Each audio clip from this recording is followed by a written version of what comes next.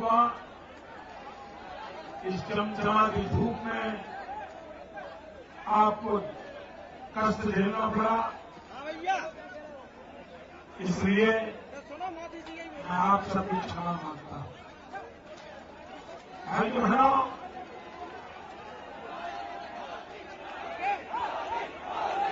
मैं अक्टूबर महीने में बुंदेलखंड की धरती से आया और तब मैंने पीड़ा व्यक्त की थी। ऐसी भी भूमिका हमारे देश के शासकों ने मेरा हाल कर दिया। सारा देश रानी झांसी का नाम लेते ही आज भी रोंगटे खड़े हो जाते हैं।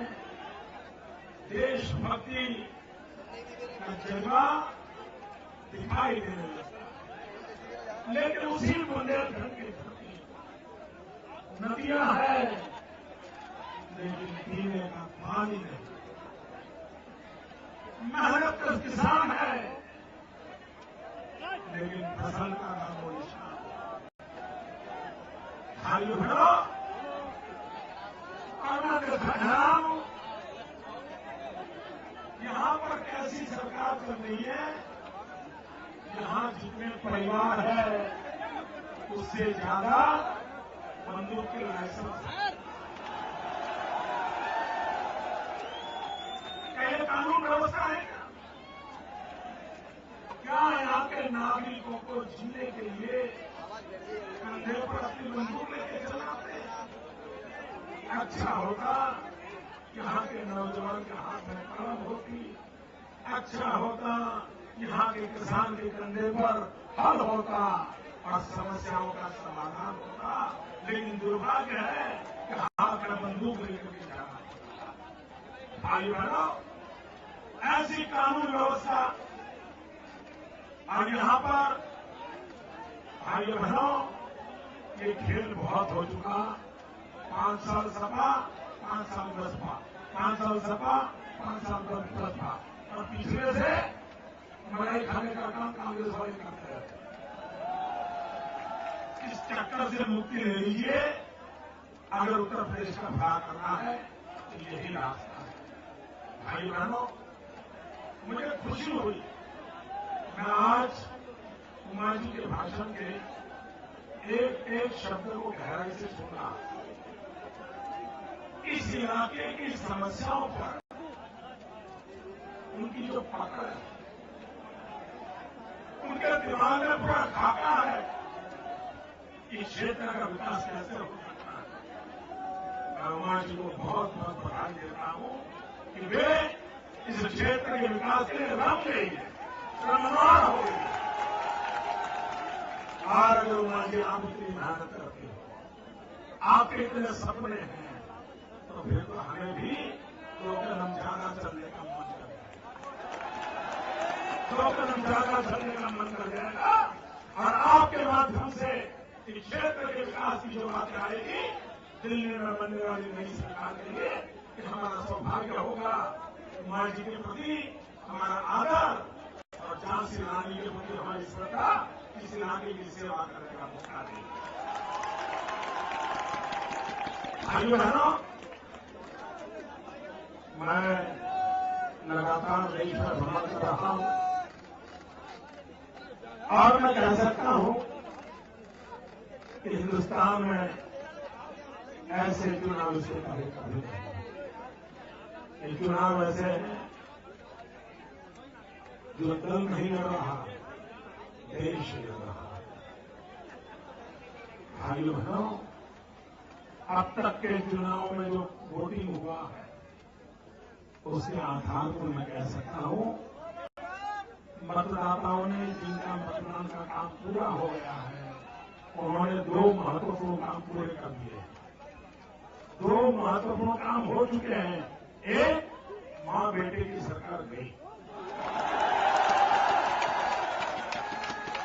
अब तक के वोटिंग में वो काम हो गया।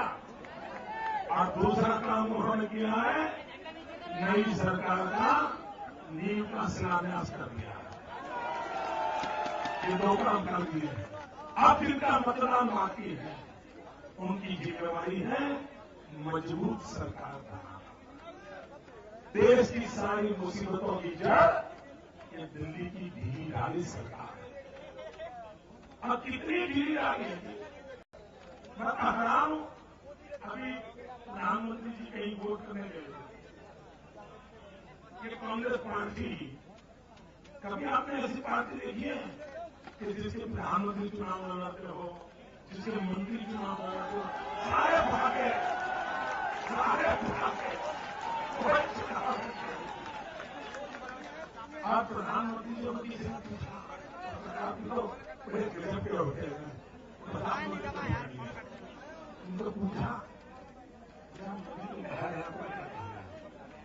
प्रधानमंत्री जी ने कहा, मुझे मोदी की लहर नहीं दिखती। प्रधानमंत्री जी, मैं आपसे पूछ रहा हूं, आप 10 साल से प्रधानमंत्री हैं, आपको कोई महंगाई भी दिखाई नहीं दी? आपको कोई भ्रष्टाचार भी दिखाई नहीं आता? सारे देश को मालूम है, आपको कुछ नहीं दिखता। मां बेटे के सिवाय आपको कुछ नहीं दिखता। आपको नहीं दिखेगा। भाइयों बहनों, मैं आज सुबह सुबह जब निकल रहा था तो टीवी पर मैंने हमारे मित्र राहुल भैया का बयान देखा। मैं इतना हंसा, मेरा पेट दुख गया। क्या बोल रहे हैं? कौन का काटता तो ये कांग्रेस को ऐसे लोग चलाएंगे? देश को छोड़ो। उन्होंने ये कहा, अब मैं मीडिया के मित्रों से आग्रह करता हूं, अच्छा होता कि कल से आप राहुल भैया की बातें चला रहे हो, सत्य भी साथ साथ चला देते तो देश के लोगों को पता चलता। कल वो गुजरात में थे और इन दिनों मां बेटे को गुजरात के प्रति बड़ा प्रेम है। वो सुबह शाम गुजराती गीत गाते हैं। मां कहीं और जाके बोलती है तो बेटा कहीं और जाके बोलता है। मां एक झूठ बोलती है तो बेटा 2 झूठ बोलता है। झूठ किस पर? उन्होंने गुजरात में कहा, मोदी जी बताएं, गुजरात में लोकायुक्त है ही नहीं, और जिस दिन लोकायुक्त आएगा ये चौकीदार झेल जाएगा। राहुल भैया कुछ तो कम कर रहे हैं, ऐसा झूठ चलाते हो। और राहुल भैया, मैं आपको बताता हूं, ये जो आपको भाषण लिख करके दे रहे हैं ना, ये टोली आपको तबाह करने पर लगी है। और आपकी माता जी के जो सलाहकार है, जिनके साथ आपकी पड़ती नहीं है, और वही शायद ऐसे झूठे भाषण आपको लिखवा करके दे रहे हैं। राहुल भैया, आपको पता होना चाहिए, गुजरात में लोकायुक्त है। इतना ही नहीं, उसी लोकायुक्त ने अभी एक जांच रिपोर्ट दी, जो जांच रिपोर्ट पिछले विधानसभा के सत्र में रखी गई, और वो जांच रिपोर्ट कांग्रेस के केंद्र में जो आज एक मंत्री है, जिनके पिताजी पहले गुजरात में मुख्यमंत्री हुआ करते थे, उन्होंने जंगलों में जो चोरी की, जंगलों की लकड़ी खा गए, उसके खिलाफ गुजरात के वर्तमान लोकायुक्त ने रिपोर्ट दी, और उसमें आप ही की पार्टी के मुख्यमंत्री श्रीमान अमर सिंह चौधरी को दोषी ठहराया है, जिनका बेटा दिल्ली में आपकी सरकार में मंत्री है। अमर सिंह जी का स्वर्गवास हो गया, इसलिए हम राजनीति नहीं करना चाहते थे, हम चुप बैठे, कभी बयान नहीं किया। मृतक व्यक्ति का सम्मान करना ये हमारे संस्कार है, लेकिन आप ऐसा झूठ बोलते हो। भाइयों बहनों, गुजरात की जनसंख्या है 6 करोड़, गुजरात की जनसंख्या है 6 करोड़। कल राहुल बाबा ने कहा कि गुजरात में 27,000 करोड़ नौकरियां खाली पड़ी है।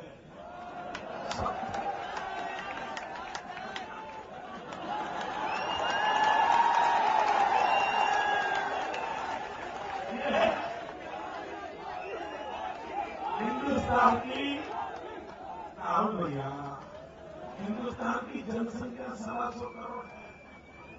गुजरात की जनसंख्या 6 करोड़ है।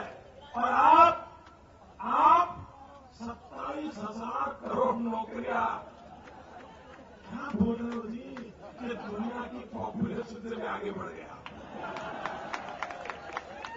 आप बताइए, इनको देश देना है क्या? इससे आगे वो जो बोले हैं मैं पब्लिकली बोल नहीं सकता। आधा बता देता,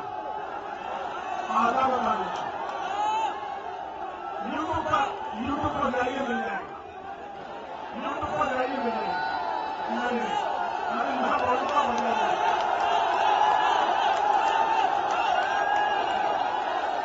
मैं आधा बता देता।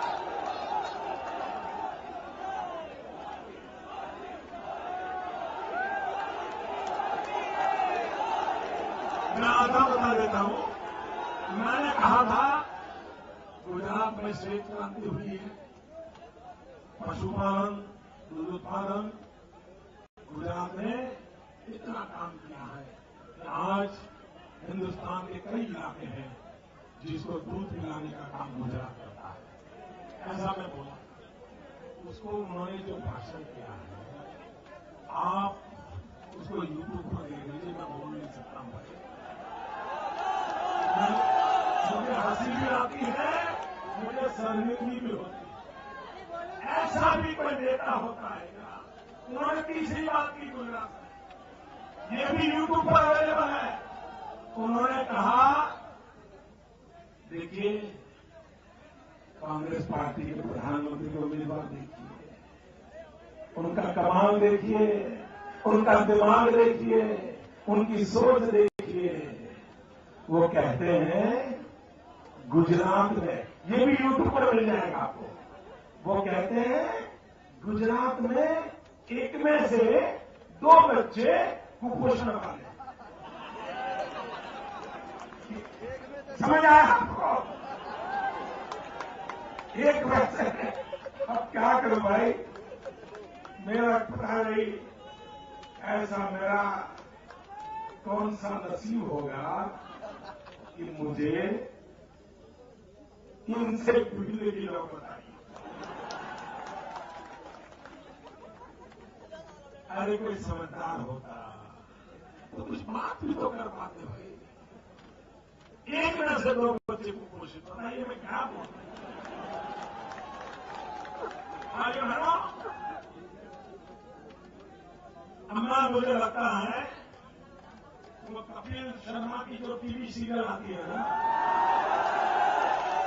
अब थोड़े दिन में बंद हो जाएगी। इसी का सारा इकट्ठा करके टीवी वाले दिखा देंगे तो चुनाव की पूरी थकान उतर जाएगी। मनोरंजन के लिए अब आपको कुछ नहीं करना पड़ेगा। भाइयों बहनों, इस चुनाव में मैं साफ देख रहा हूं, हिंदुस्तान में कई राज्य ऐसे होंगे जहां कांग्रेस का खाता नहीं खुलने वाला। हिंदुस्तान में एक भी राज्य ऐसा नहीं होगा जहां कांग्रेस 10 अंक को छू सके। एक भी राज्य कांग्रेस 10 अंक तक नहीं पहुंच पाएगी और अधिकतम राज्य 0 होंगे। और ये सपा बसपा ये कांग्रेस के ऑक्सीजन से चल रहे हैं और कांग्रेस इनके ऑक्सीजन से चल रहा है। ये लोग बिल्कुल आपको गुमराह कर रहे हैं। ये यहां कुश्ती का ढोंग करते हैं, ये दिल्ली में एक ही थाली में खाते हैं। ये यहां कुश्ती करते हैं, वहां दोस्ती करते हैं। ये लूटा हुआ माल को बांटने वाली टोली है। और इसलिए भाइयों बहनों, सपा हो, बसपा हो, कांग्रेस हो, कोई फर्क नहीं है, एक ही चट्टे बट्टे के लोग हैं। और इसलिए भाइयों बहनों, इन पे कोई भरोसा मत कीजिए। और ये समाजवादी पार्टी 4 हिस्सों में बढ़ चुकी है। समाजवादी पार्टी का चरित्र 4 हिस्सों में बढ़ गया है। एक बहुत ही छोटा है, जो सिर्फ राम मनोहर लोहिया की तस्वीर में समा गया है, वो एक समाजवादी पार्टी। दूसरी उसमें से निकली है सुखवादी पार्टी। तीसरी निकली है स्त्री विरोधी पार्टी। चौथी उसमें से निकली है समाज विरोधी पार्टी। ये चारों कुल में ये साइकिल लेके घूम रहे हैं। और उमा जी ने सही कहा, इलेक्शन कमीशन की कसौटी ये नहीं है कि गुजरात जैसे राज्य में शांति से मतदान हो। इलेक्शन कमीशन की कसौटी ये है कि बम, बंदूक और पिस्तौल से लोगों को डराने वाले इलाकों में आप सच्चा मतदान कैसे करवाते हो। और मैं अभी पिछली बार उत्तर प्रदेश आया था, मैंने इलेक्शन कमीशन को सार्वजनिक रूप से चेतावनी दी थी। उसके बाद भी वहां मुलायम सिंह के परिवार के चुनाव लड़ रहे थे, आगजनी हो गई, लोगों को अनशन पर बैठना पड़ा, और अभी तक इलेक्शन कमीशन चुप बैठा है। भाइयों बहनों, अगर हिंदुस्तान का इलेक्शन कमीशन, आज देश के प्रधानमंत्री के पास जितनी सत्ताएं हैं, उससे ज्यादा इलेक्शन कमीशन के पास सत्ताएं हैं। उसको नीचा देख करके चलने की जरूरत नहीं है। हिम्मत दिखाएं, सीना तान करके चलें, और हर राज्य में करें। इलेक्शन कमीशन को दबने की कोई जरूरत नहीं है। और भाइयों बहनों, मैं आपसे भी कहता हूं, अच्छे दिन आने वाले हैं। ये दबंग, ये बम बंदूक की राजनीति का खात्मा बोलने वाला है। भाइयों बहनों, निर्भय होकर के, हिम्मत के साथ 30 तारीख को भारतीय जनता पार्टी को विजयी बनाइए। आपके दिमाग में कमल हो, आपके दिल में कमल हो, आपकी जुबान पे कमल हो, लेकिन मतदान के दिवस आपकी उंगली पर कमल उतरना चाहिए। पोलिंग बूथ पर जाकर के बटन दबाना चाहिए। गर्मी कितनी क्यों न हो, हमारे भानु जी को, बहनुमा जी को भारी बहुमत से विजयी बनाइए। दिल्ली में मजबूत सरकार बनाने के लिए मुझे ऐसे मजबूत नेताओं की जरूरत है। ये आप मुझे भेजिए। झांसी की ताकत दिल्ली में भी दिखनी चाहिए। बहुत बहुत शुभकामनाएं। भारत माता की। चुनावी अभियान से समय निकालकर दीदी के स्नेह के वशीभूत होकर आदरणीय श्री नरेंद्र मोदी जी ने हम सबको जो समय दिया है, उसके लिए मैं यह क्षेत्र के विधायक रवि शर्मा से आग्रह करता हूं